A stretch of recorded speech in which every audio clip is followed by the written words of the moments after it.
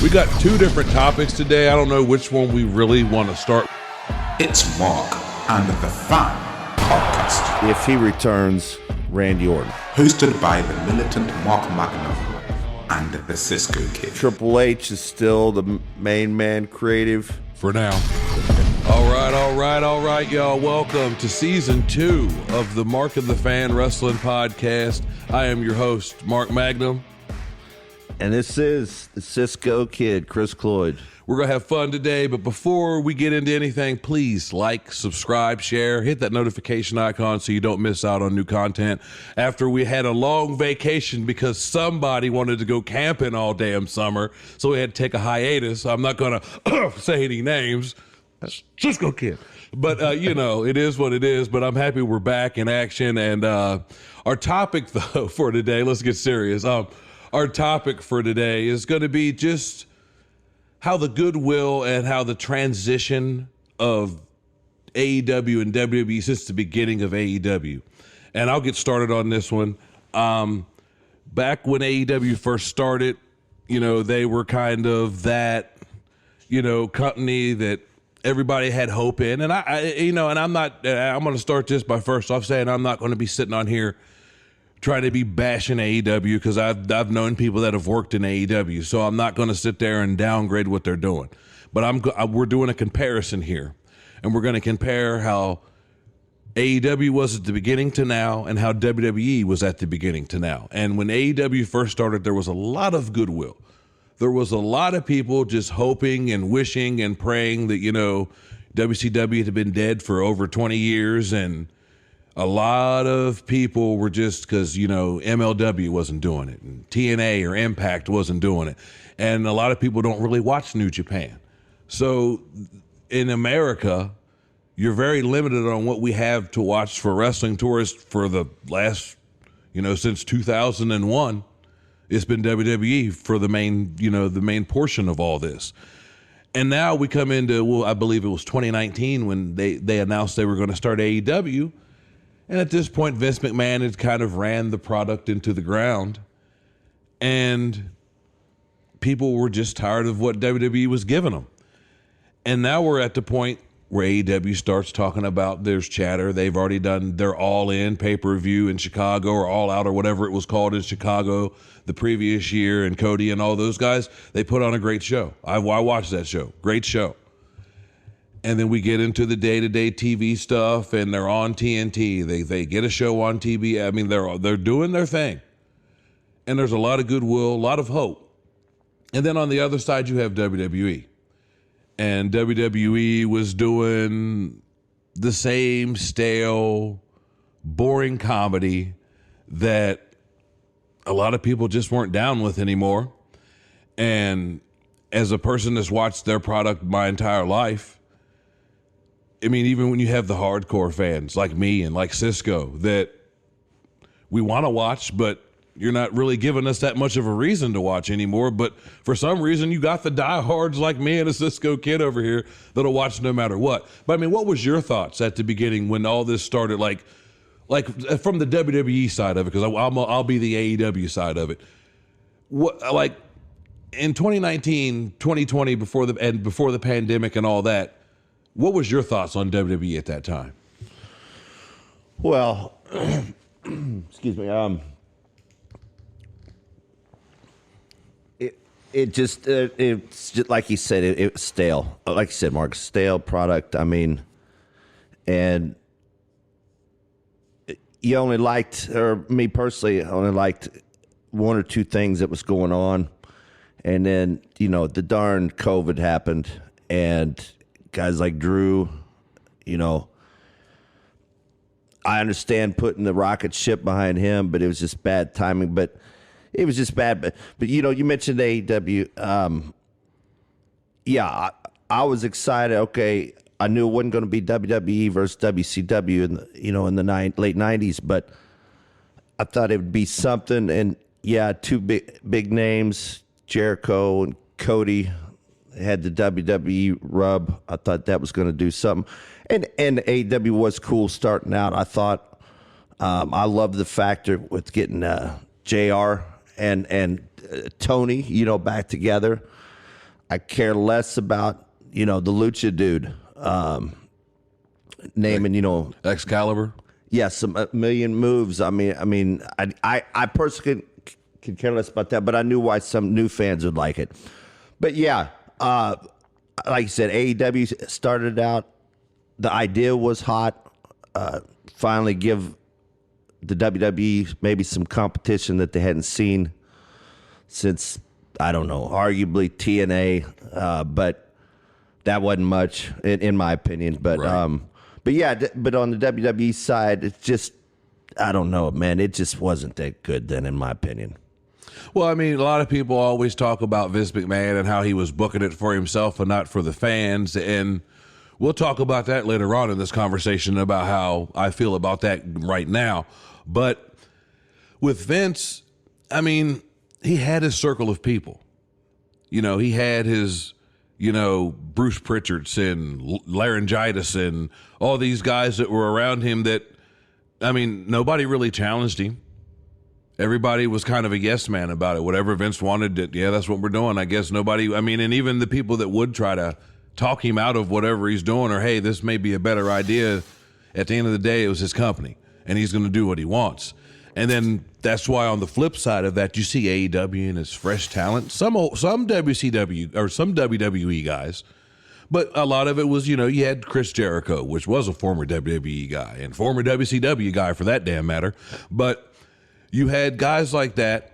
You had Cody Rhodes, another name that people knew of. And I mean, and then you had the Young Bucks and guys like that some people on the indies have heard of. Are they household names? Not in my opinion, no, but they are known. And I'm not going to discredit that part of it.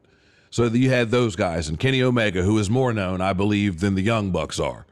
And they had their sprinkling of talent. Then they got Moxley after his contract expired, and it seemed like they might be off to the races.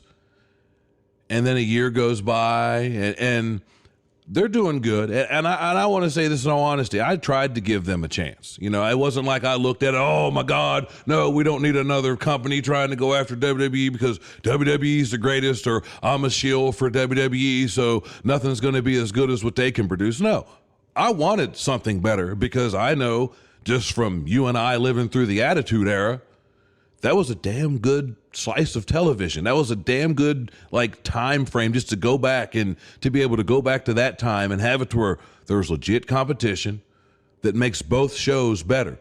Because WWE, like we just talked about, had been stale for eons. It had been a long time since there was something that made me sit up watching a WWE show. Yeah, they had their moments, don't get me wrong. But the majority of what they did was just kind of what's going on here? It seems like Vince had lost the plot, or because he was getting older, maybe he was losing touch with the fans, which I believe that's what it was. He just was, in a mindset of this will work no matter what you guys think, and I'm going to give this to you no matter what you guys think. Years of us shoveling Roman down our throat, years of them shoveling Cena down our throat. And then you turn it into AEW on their side of it, and you see that they've got young talent. And a lot of these guys, I mean, my only problem with AEW, and I've watched several of their pay-per-views, I watched plenty of, I still watch some of their TV. And I know with two different companies, there's going to be different styles, different ways it's produced, different ways that they do things in the ring. But as a guy that used to do this, and it was one of my biggest pet peeves on wrestling shows, was the guy that was the spot monkey and was just going out there doing every move in the book. And you're not telling a story, though. You're just doing moves. And I mean, I just seen a clip recently of just from when it was Pentagon Jr., or maybe it was, I think it was Pentagon Jr. and Orange Cassidy, and they did a dueling Canadian Destroyer spot where one hit one, then the other. It's just and I think that's my biggest problem with AEW, is because they presented themselves in the beginning as sports-based. And I'm thinking, okay, this is going to be different. They're going to use records and their stats and how many wins and losses. And I think we both know throughout the years WWE's tried that, and it didn't work when they used to have the top 10. And WCW tried it back in the day when they used to have their ranking systems, to where they should have known going in, if Tony Khan's a big connoisseur of wrestling like he claims, he should have known trying a ranking system in wrestling and actually trying to make it make sense isn't going to work. But then we come out of the pandemic and the allegations with Vince come out. What was your thoughts on that? Yeah, I mean, I'm a guy that always had Vince's back in the days, but boy, have things changed. I mean, just you can excuse him over maybe one or two things, but when it ends up being dozens of deals, it's just I don't know. As much as Vince, in my eyes, made wrestling awesome for us fans nationwide or globally, I don't know. Maybe the damage is worse than the good. Yeah, I just don't know. But yeah, it sure didn't help him that more bad press comes out, and I believe almost everything about where Vince was in the wrong. I mean, and eventually it'll get to the point where even Vince can't get out of it. I mean, and that's kind of where he was at, to where they just mounted up so big. And I mean, you had old allegations from the late 80s and early 90s. I mean, you had people, and I'll say again, allegations, but you had allegations from tanning salons where he's like all the different stuff, to where it's like, you would think a man with his kind of money, I mean, because I don't have that kind of money and I ain't doing that. And you would think for a guy that's got that kind of money, I mean, who he is alone, you would think women would be falling at his feet, but I would think it wouldn't be too hard for Vince McMahon to get a damn date without having to expose himself, or allegedly, or any of the other stuff that he's been accused of. Now, it became to where that was part of why people thought that was the evil empire, the way he booked it, just some of the personal things that have been alleged against him. It made it hard for people to give WWE the benefit of the doubt. And a lot of people turned away. Viewers stopped watching because, and it wasn't even just from the allegations, it was just the product itself.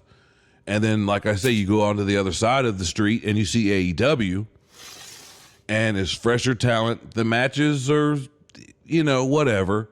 To me, AEW is not my style of wrestling, but I still tried to give it a chance because, like I said, I've known some of the people that have been through the doors of AEW, whether they wrestled on AEW Dark or any of these Elevation, any of these shows. I've known people that have been through AEW, WWE as well, for that matter. And I'm not rooting against anybody, but I will give my critique. And for me, it's not my brand of wrestling, but I'm still watching, because I'm hoping they figure it out. But we come out of the pandemic, Vince McMahon's allegations come up, and then you have AEW rocking it. Then you have CM Punk come in, and that set the world on fire. And we've talked about this before, because you even said it. You thought it was a WWE show until you realized what you were watching. Exactly, yeah. My girlfriend's like, "Hey, look here, babe," and I'm coming out of the bedroom, and I hear his cult of personality, and I'm thinking, what is this? Is he back, on Raw or SmackDown? And it's like, no, it's AEW. So, yeah, Tony Khan, he definitely hit the mark there. I thought at that point, yes, they wouldn't be number one at that point, but I'm like, I'm going to tune in to watch that. And with that, that's how I got to experience MJF. It was around that time. Another one, yeah. And I said, all right, this is good stuff. But yeah, we'll talk more about a couple times today about CM Punk. But yeah, him at that time going to AEW, I think was as big or bigger than folks like Jericho or even Bryan Danielson. Yeah, I mean, and it's not even a slight on those guys, because CM Punk had been gone for 7 years, 8 years or whatever it was. And people started giving up. We're all, well, what if this year for the Rumble? Or, we're all, every year it was always that what if. And eventually we kind of all collectively as a group of fans were like, well, maybe it ain't going to happen. Maybe we just need to, let him enjoy his retirement. And because, people would always say stuff to him online. And there was always that what if, or if he ever did media appearances or anything like that, there was always, hey, what about wrestling? You going to come back? And like I said, we kind of got to that point where we kind of just, all right, he ain't coming back. And then he did. And like you just said, like I know, because we've talked about this previously off recording and on recording, but I know you didn't watch AEW in the beginning and none of that. Now, I did because I want to see what they're going to do. I know some people that are there. Let's see. And I know with Punk coming in, that did garner a lot of people's attention. And you just proved my point because you weren't watching until he showed up. Yeah. Because, all right, here's somebody that hasn't been around in a long time. What's he going to do now? What's he about now? Hell, we haven't seen him in other than his UFC stint that was unfortunately unsuccessful. And I hate that people give him shit for that. Like, oh, he won the UFC. Yeah, got beat 2 times. You go in the UFC and see how many times you get beat. Exactly. That's all I'm saying. I know guys that are in MMA. Some of my closest friends are guys that do that stuff. So I get that world. And for you to just act like because he didn't succeed in the UFC, come on. How many of y'all that are joking and laughing and memes and all that are making fun of CM Punk for that? Because I didn't see a Kenny Omega in the UFC. That's right. You know what I'm saying? I didn't see a Young Buck in the UFC. I didn't see Chris Jericho in the UFC. I seen CM Punk in the UFC. And I mean, did his run go unsuccessful? Yeah, it did. But I'm not going to, poo-poo on him for that. I'm going to give the man credit because he's got more balls than I do. Yep. And it just, I don't know, I got off the topic a little bit on that, but it just kills me when I still see people to this day give him grief about that. And it's like he tried something that the average guy wouldn't do. You've got a Brock Lesnar and a Bobby Lashley. And, Ken Shamrock was a MMA guy before. But, you've got a very small amount of guys that have crossed over into that world. And for him to be one of those guys, granted, successful, unsuccessful, doesn't matter. The fact that people gave him crap just always bothered me because it's like, why? He had enough balls to get in there and get punched in the face, especially after being a wrestler and working, and it all being a work. And this is somebody gonna punch you in the face, But then we have CM Punk. He's in AEW now. Ratings start going up because at this point, I'm not gonna say AEW's ratings were starting to fall, but they had kind of plateaued. This is what they're gonna get every week. This is what it is going to be every week. And then Punk shows up. And then we have Vince announce he's leaving. So what were your thoughts on Vince leaving the first time? Yeah. Well, I was going to say which time. Yeah. Oh, was this around the time with the Saudi rumor? No. This was the time right around SummerSlam. Okay. A couple years ago. But when he announced he was retiring, and Stephanie came on TV, I love you, Dad, and all that crap after all these allegations. And you had people chanting Vince McMahon, which just makes my skin crawl that people still showed that man love for the allegations. I get it. He hasn't been tried in court and all that. But when there's smoke, and that's all I'll say. Yeah. This would be Brock and Roman's match. Yes. Right. SummerSlam right before. Yeah. I was like, there was a part of me that still wanted to defend him. Yeah. Just due to the memories of the golden era and the attitude era. And so, yeah, I was one of them guys that said, the hell with it. And at that point. Yeah. And, I still had Vince's back in a sick way. I don't know. I guess I thought, well, he paid these folks off. They got a good payday. What the hell, that kind of deal. So, yeah, I was kind of done until that SummerSlam, in fact. Mm-hmm. And I believe that was Triple H's first official booking, maybe of a pay-per-view. Yeah, you have a pay-per-view, yeah. And Marcus, I seen just immediately, I seen some changes that was waking up the WWE universe. Yeah. Little things, in my opinion. Bailey coming out. And she begins this group called Damage Control. A lot of people I know can't stand them. But it was an element of surprise, of a return of someone right in like the middle of the show, which, we both know it works better at the end of a show. But this was just something. And so I'm looking up and I'm like, okay, that's cool. It's Bailey. I'll be honest with you, I didn't know who the two chicks was that was with her. Yeah. But I'm like, okay, that's different. And then we'd see another little deal that hadn't been on there in recent memory. And then when you got to the main event, at all the times Roman has hosed everybody, this worked for me because that's the only way you take out Brock Lesnar. So I thought Triple H did good on that, and I know I'm kind of spinning that around, but right. Yeah, from that night on, I was like, maybe this ain't a bad thing with Vince being gone. Yeah. So that's kind of how I felt about that one. But I mean,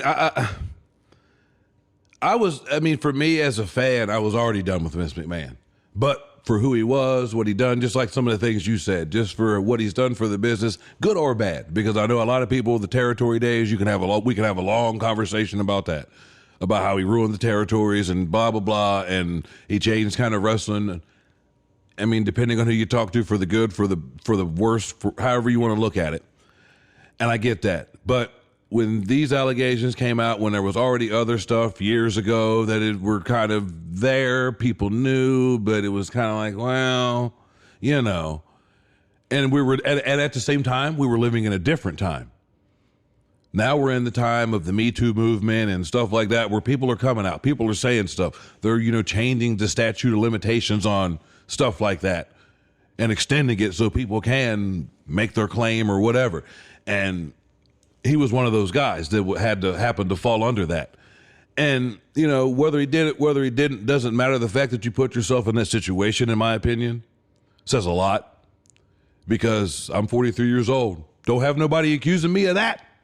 That's all I'm saying. So, and it ain't like I'm an angel. So,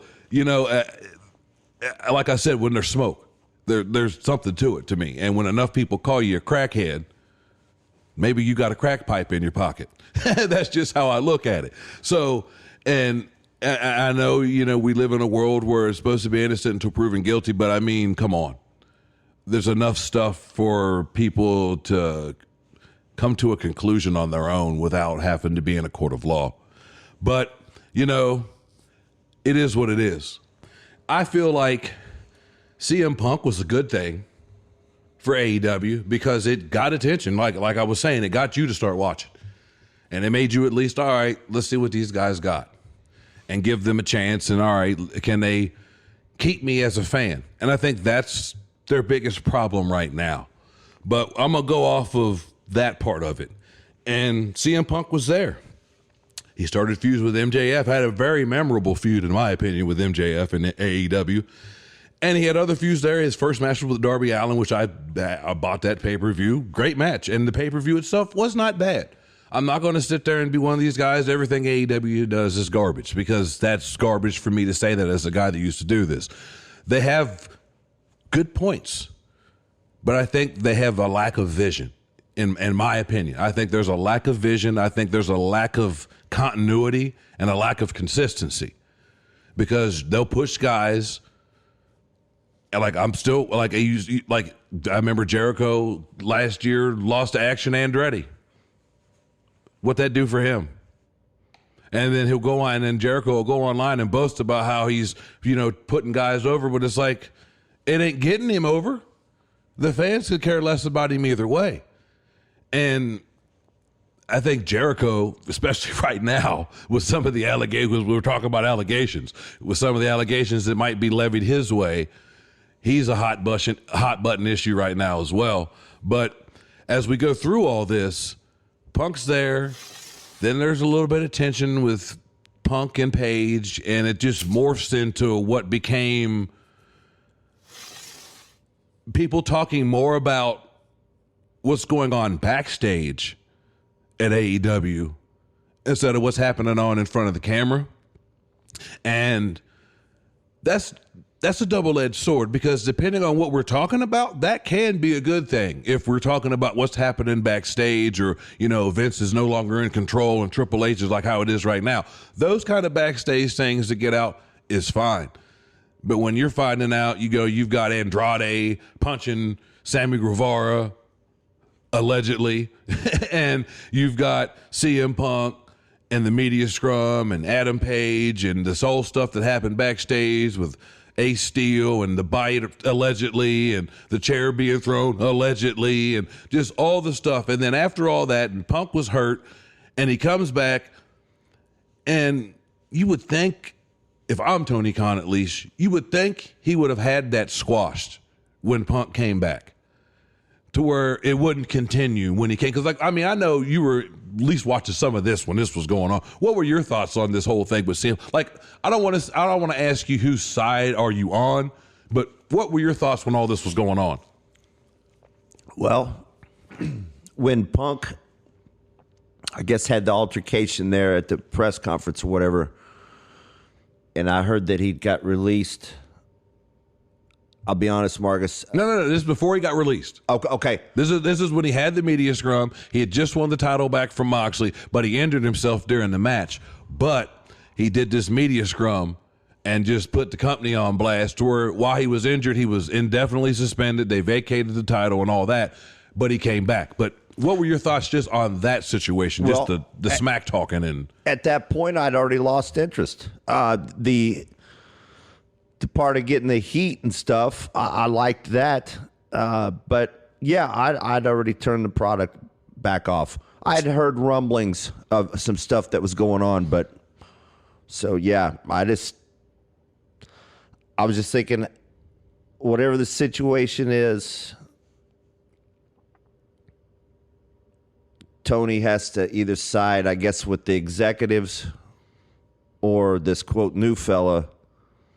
And I'm thinking, but granted, me being a WWE mark or fan, I see what you do there. That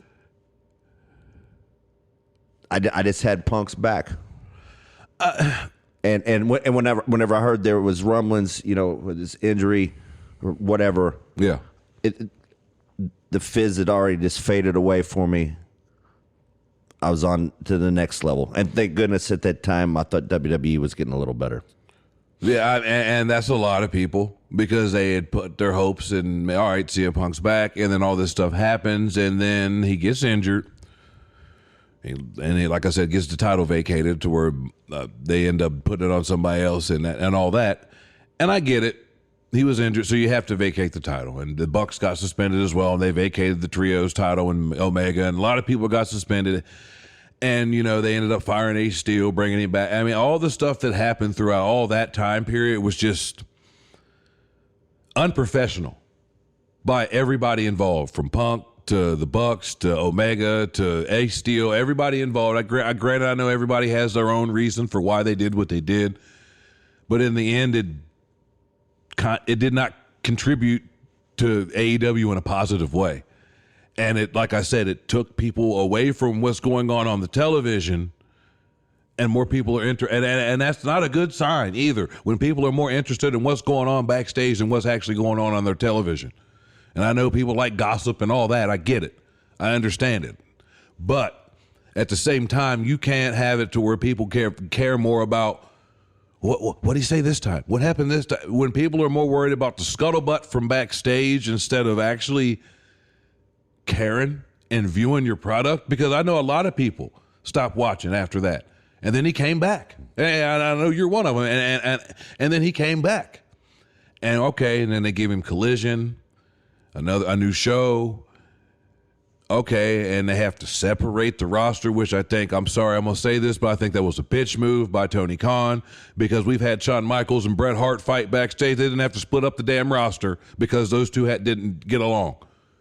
So to me, and there's been other people throughout the pantheon of wrestling that have had disagreements, and they didn't have to split up the roster or make another show just to make those guys be able to coexist that didn't agree with each other.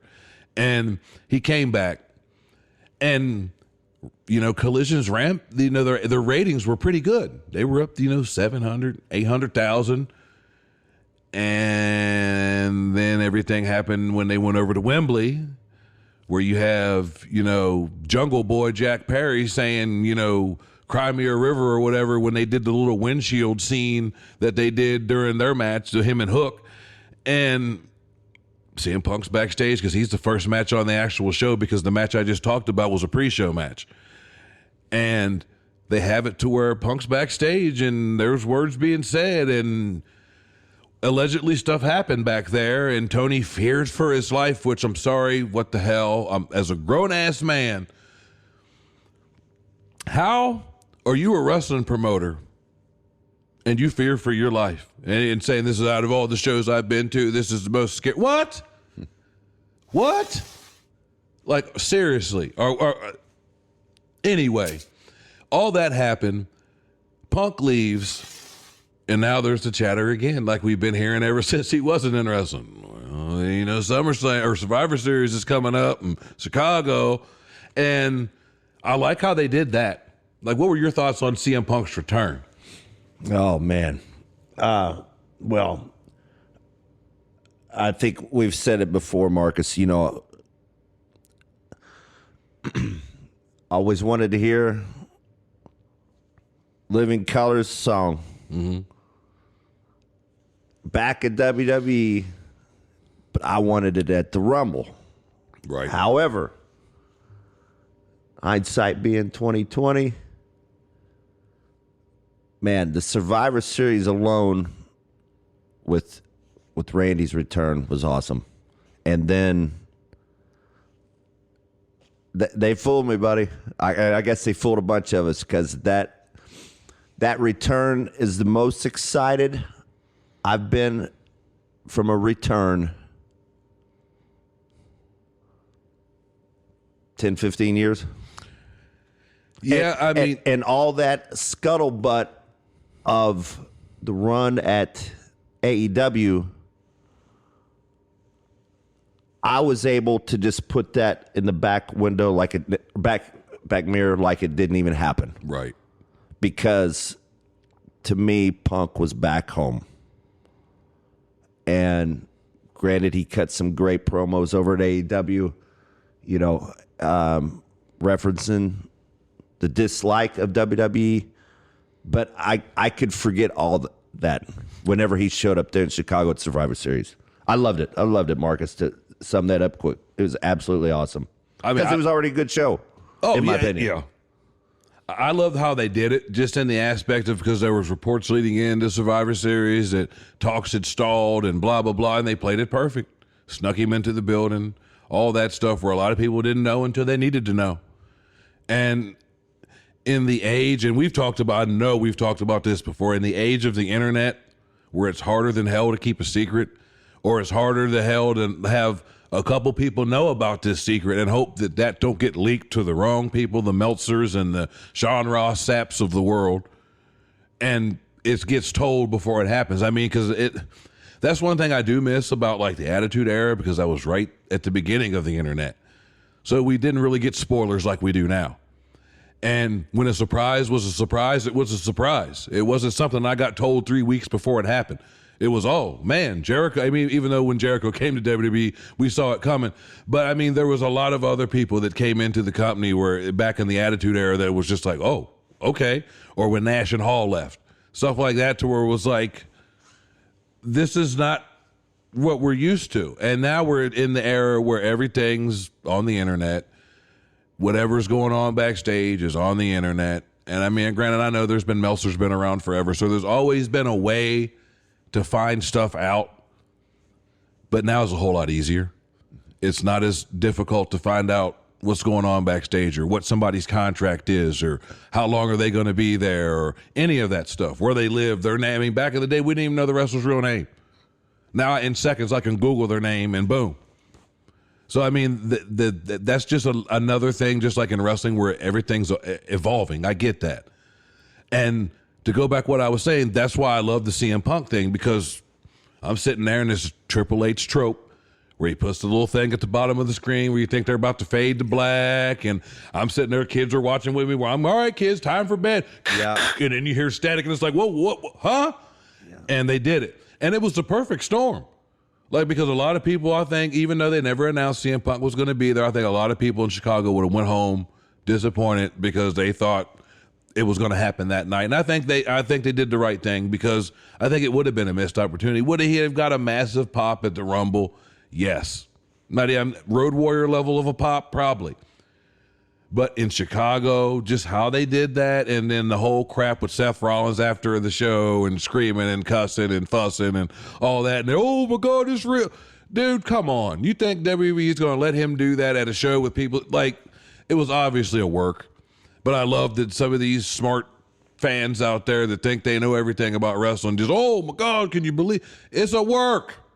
It was a work. This is obviously setting up to what's probably going to happen at WrestleMania, because like I've said on my own podcast, subscribe at the Magnum Report, a lot of people are thinking that it's going to be Punk versus Seth Rollins at WrestleMania. And I do too. And I think that Seth's going to have the title until Mania, because they've tried so hard to make that belt relevant.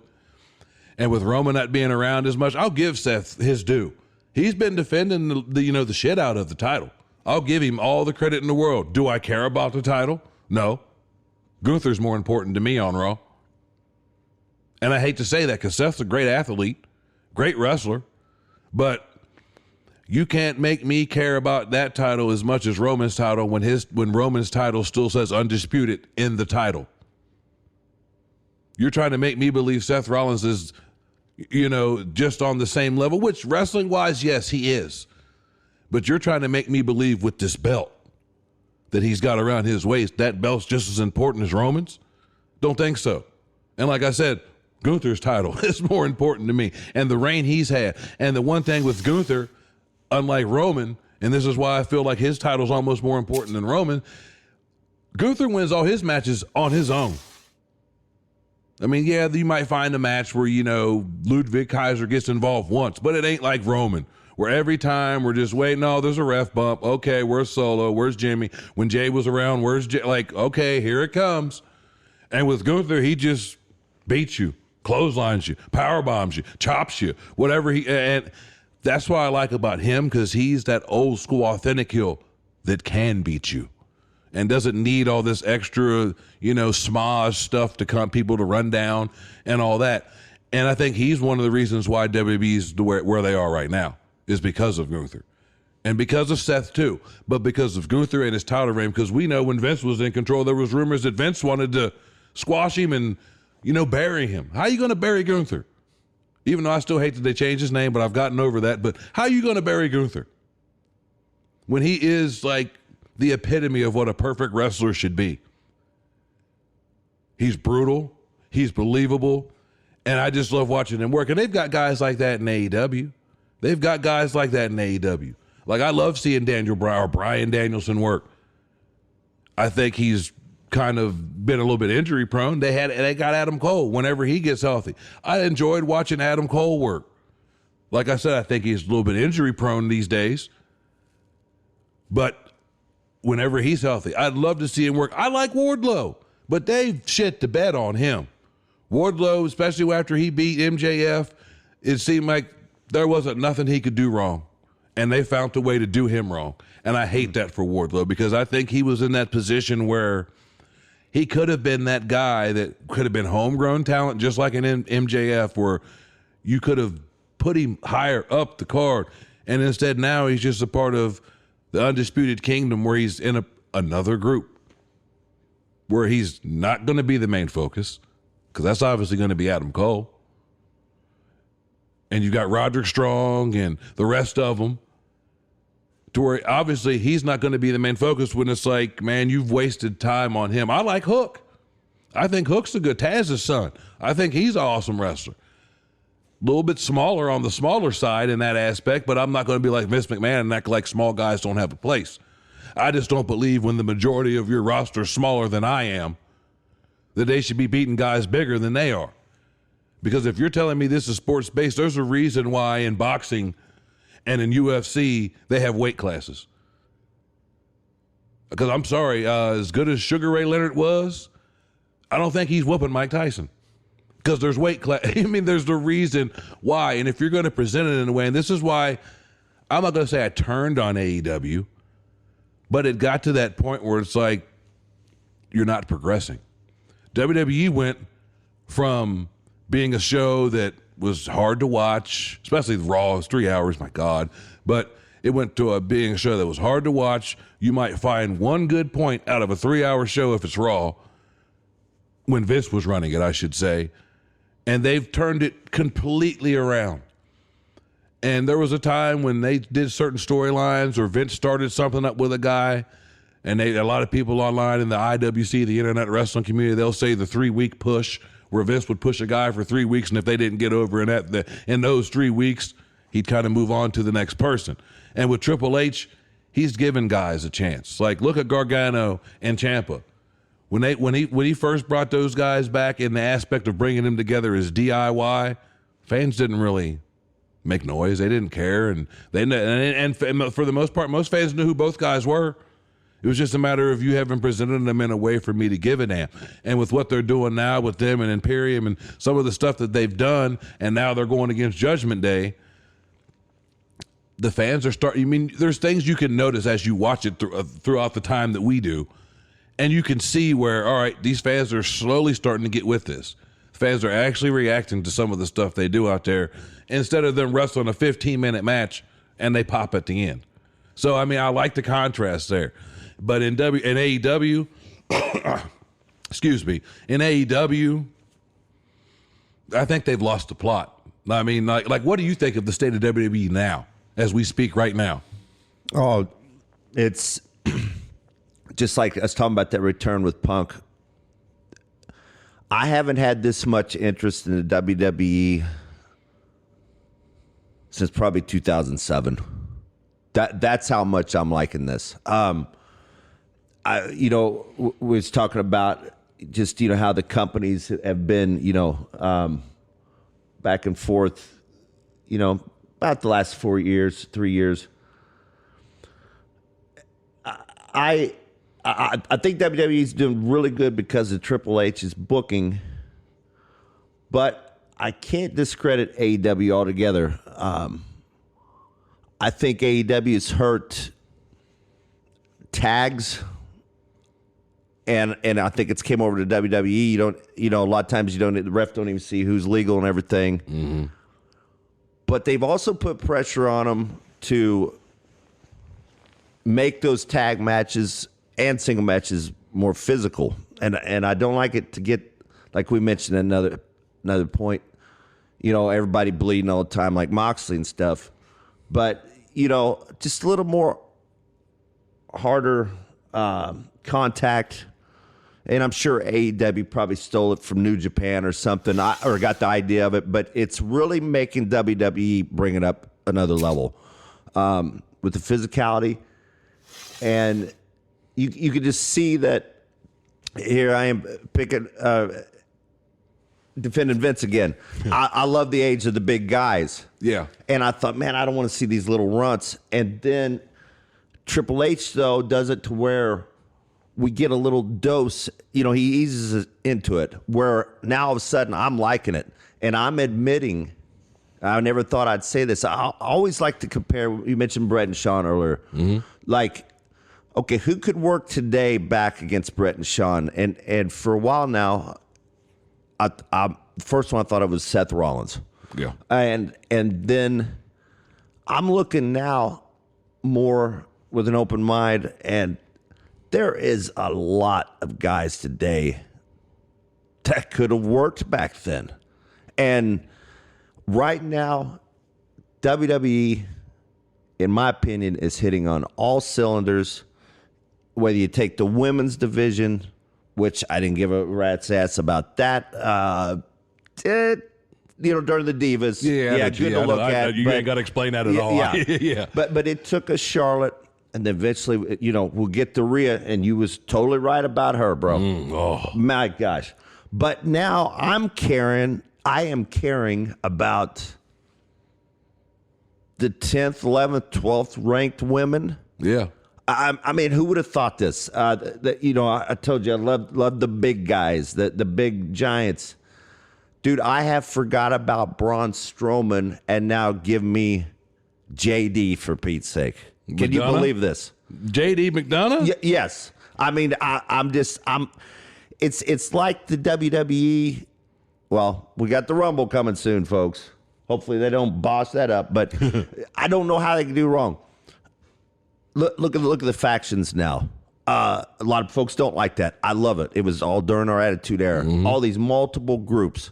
The worst group. The Job Squad. And who they got Paul Ellering for Pete's sake? You know what I'm saying? I mean, I seen Paul. I'm like, what is this? I'm thinking we're back in the AOP Attitude Era. Cross? Yeah, that's like the worst group. Yeah. I mean, it's just WWE, bottom line, they're hitting on all cylinders. Whatever Triple H is doing, I thank you. And it's just going to be interesting to see how 2024 is, because 2023, in my eyes, was fantastic. The pay-per-views that wasn't supposed to mean nothing. Mm-hmm. The Puerto Rico show was outstanding. The Montreal deal. I mean, all of it was just all awesome. So I think this year, I don't know how the WWE can screw it up, Marcus. They would have to be absolute. What, bring Vince back? That's all I can think of, because I wouldn't let, if I was Ari or whoever the hell's in charge, I wouldn't let Vince even go in the locker room, because they are doing it right now, in my opinion. I mean, I think it shows in the ratings, and that's part of the problem with AEW right now. And I think, because you touched on something, but I feel like one of their biggest things, and this is why we're having this conversation, because we're now talking about work in current day, and you just mentioned how all the things that WWE is doing right. And I think that last year was probably one of the better years that they've had in at least a good decade, where it was each pay-per-view was pretty good. There wasn't nothing where like, that was a bad show. No, every show, like I'm with you, Puerto Rico, all this stuff, Bad Bunny, all that stuff, awesome stuff. The international shows they've done, Money in the Bank, all that stuff has been excellent stuff. Now, Roman was a little lacking on some of those shows, yes, and that's a different conversation.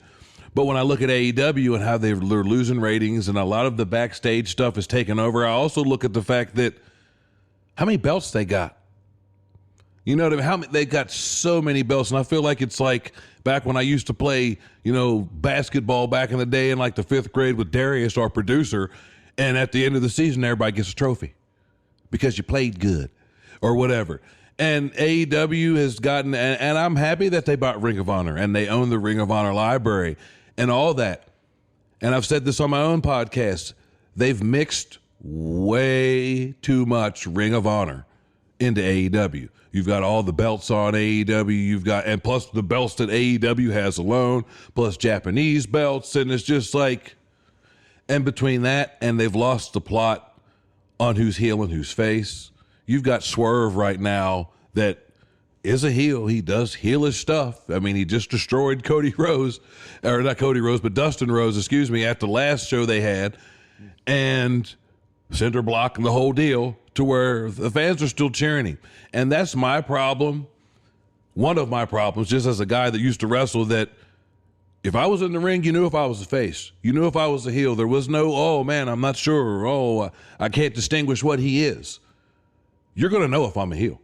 And you're going to know if I'm a babyface. And you've got guys that you've done things to establish them as a heel, but because your babyfaces are so damn lame, they're cheering them, the heel, instead of the babyface. And there's a lot of that in AEW, where you've got guys that are babyfaces working as heels.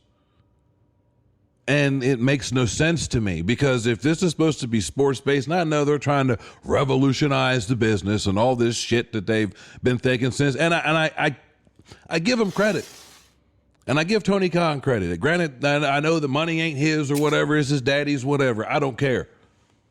He's taking a big risk. I wrestled on the indies for 12 years, and I've seen these income tax return federations where around income tax time, they start up and by the end of the year, they're closed. To where a lot of people try their hand at promoting shows and booking shows and trying to be a promoter. And Tony Khan,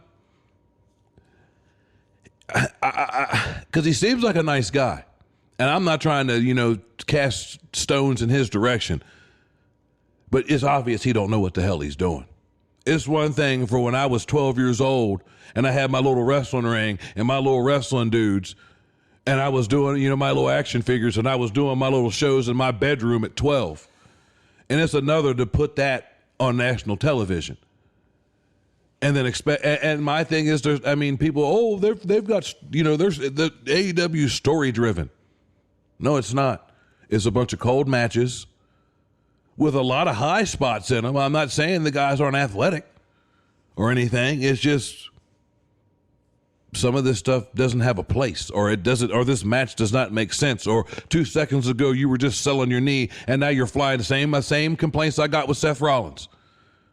Because all of a sudden, Seth Rollins' back injury just went away. That whole thing with Nakamura, he had that back injury, and Nakamura was focused on his back, and Seth Rollins was on the last string and all that. I know about your back, Marcus. Is Shinsuke in here with us? Oh my God! I'm just saying, and it's just preposterous to me now that all of a sudden that's no longer talked about with Seth Rollins, even though for how many times did him and Nakamura wrestle? 2-3 times. And that was the focal point of that story. And then you went from that into Drew McIntyre, and it was kind of talked about. And now here we are in January, and it's like, weren't you just 3, 4, 5 months ago talking about you don't know how much longer you can do this? And I get what they were trying to do, but if you're going to do that, make that still be the story all the way up until WrestleMania. To where somehow Seth Rollins has survived this long. He keeps beating guys. He keeps beating Drew. He keeps beating, he's done beat Finn and all these other guys that he's wrestled all last year into this year. And now he's about to wrestle Jinder Mahal for whatever damn reason. I get it. They're trying to do something with him, but. Yeah, Marcus, you got a point there. That I like how Triple H is doing some hot shot booking along with long drug out storylines. I like the mixture, but you are right now to think about it, that with Seth, they need to be real careful on that, because if not, like you just said, he's going to be beating too many guys too soon. Then who's left? So yeah, that's a good point. That's one thing I would critique. The booking with Seth there, just slow it down a little bit. In my eyes, and these are big names. It ain't like they're chumps. I mean, either give him some no-namers or let's make the feud just a little bit longer. Yeah. I understand everybody's attention spans short. You guys, some of you have already probably turned this off, but yes, just not too fast on the Rollins deal, in my opinion. Unless, like you mentioned earlier, they don't think as highly of that belt as well. Well, I mean, we got the same problem with Roman, though, too. He's beating everybody. To your point, you're talking about how they have to slow Seth Rollins down. That's what they've done with Roman. He wrestled, after WrestleMania, Roman had only defended the title twice. Yeah. You know what I mean? Yeah. He was on other premium live events. They had a tag match with Sammy and them versus,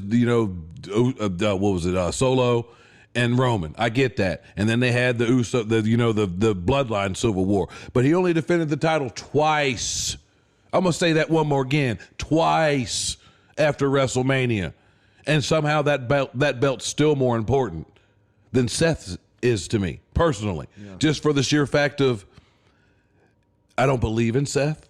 And I've said this on my own podcast. Every person that Seth's win again, I wanted the other person to beat him. I wanted AJ to be the one. When they first had the damn match to crown the champion, I wanted AJ to win. I wanted Finn to win. I wanted Drew to win. I wanted Nakamura to win. Yeah, I will say I don't want Jinder Mahal to win because that was my only condition. I have said, and you can watch it back. Follow me on the Magnum report. But I talked about on that episode. That'd be the only thing, and minus a Jinder Mahal. And lo and behold, I talked that shit into existence because now we've got a match with Jinder Mahal versus Seth Rollins this coming up Monday as of this recording on Raw, which I cannot believe. Watch this be the guy that does it, Marcus. What would you do about it? Man, I mean, hey, I'm like you. I think they should have went back with AJ, back there at the crowd over in Saudi. Yeah, that was the time to do it. How impressive is AJ looked? I know we're just jumping around now at this point, but this, my gosh, he's something. I mean, he's always been impressive to me, and I mean, the fact that he's like Randy Orton and he's came back looking jacked as ever. Yep. Which is a good thing. I mean, it makes me question the wellness policy and if they're actually doing something with that anymore. But I don't want to throw out allegations that he could have done it the right way, and I'm not trying to act like he's done something, suspicious. But AJ's another one. I'm happy Randy's back. There's a lot of good things in WWE, and when I look on the other side of the street at AEW, and it's just like, there's all this stuff. And granted, I'm not going to be one of these people that gets on, like a lot of people are leaving AEW, and you can tell there's a transition going on where Tony Khan's bringing in new people. And that could be for the damn better. Maybe he's finally in his mind thinking, all right, maybe what I've been doing for the last few years, we got somewhere, and then we lost Punk, and we've lost a little steam. Maybe we need to change direction, change course. And I'll give him all the credit for that in the world, if that's what he's doing. But I think if he doesn't, I don't want to say relinquish control, but if he's listening to the wrong people that are looking to get themselves over, like a Jericho, you know what I mean? And guys like that are they're kind of trying to make sure they secure their spot on the card or on the show. I mean, that's part of it. You need to bring in guys that aren't on the show to help you backstage, that don't have a stake in what's going on the other side of that camera. Because that's been a problem in a lot of different areas in wrestling, where you've got too many cooks in the kitchen, and a lot of these cooks are also out there in the ring. And sometimes they don't put the best interest of the show over themselves into consideration, and they're going to make sure they still look good or this and that or the other. Because I've worked for promoters that were like that, where their son sucked ass in the ring, but somehow he's got a belt on. I mean, and I know it's a work and all that stuff, but if you've got talent and you've got guys that have talent not getting the recognition they deserve over people that don't deserve it or shouldn't even be in the business to begin with, and I'm not saying people in AEW shouldn't be in the business, but a lot of them shouldn't be on TV. Yep. But anyway, that's the end of this episode of the Mark and the Fan Wrestling Podcast. Please, guys, make sure to like, subscribe, share, hit this notification icon. And as long as I can keep my partner from camping, we'll be back for another episode. But again, this is Mark Magnum. And this is the Cisco Kid. Hey, thank you, everybody. Thanks for watching, y'all. Or in this case, since we didn't have no video, thanks for listening. We're out. This has been the Mark and the Fan Podcast with your hosts, Mark Magnum and the Cisco Kid. Find us on YouTube and Facebook. Please remember to like, subscribe, and share with your friends.